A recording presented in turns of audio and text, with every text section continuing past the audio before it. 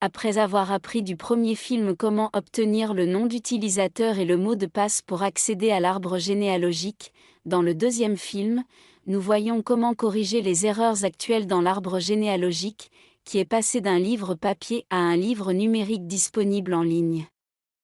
Nous avons remarqué qu'il y avait quelques erreurs que nous pourrions tous aider à corriger. Dans ce film, nous apprenons comment ajouter des personnes qui n'ont pas été mentionnées dans l'arbre généalogique précédent du livre préparé par notre cousin, Feubaha Eddin Rached Sino.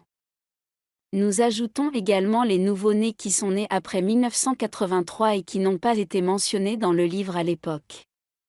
Maintenant, rappelons-nous ensemble ce qui a été dit dans le premier film, qu'il est préférable de ne pas écrire des noms répétitifs comme Mohamed, Ali, Hamza et Abdulkader, mais plutôt des noms moins communs comme Wazef, Tarek, Annie et Sami.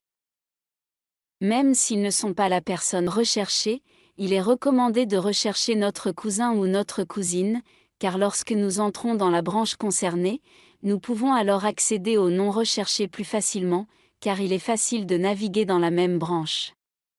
Par exemple, si nous cherchons à ajouter un enfant ou une fille à Annie, nous recherchons le père de Annie, Yahya, pour nous assurer que c'est la bonne personne.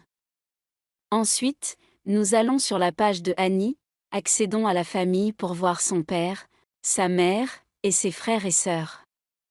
Ensuite, nous allons sur la famille de Annie pour voir sa femme et ses enfants, et si nous voulons ajouter une fille à Annie,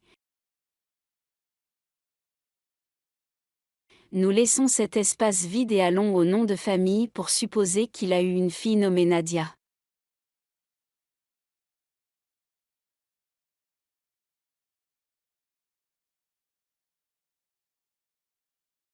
Nous allons à la date de naissance pour ajouter la date de naissance, supposons le 2 mars 2023.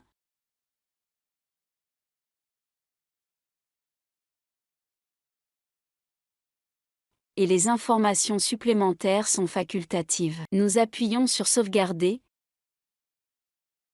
Et sur la page de Annie, nous constatons qu'il a maintenant une nouvelle fille nommée Nadia.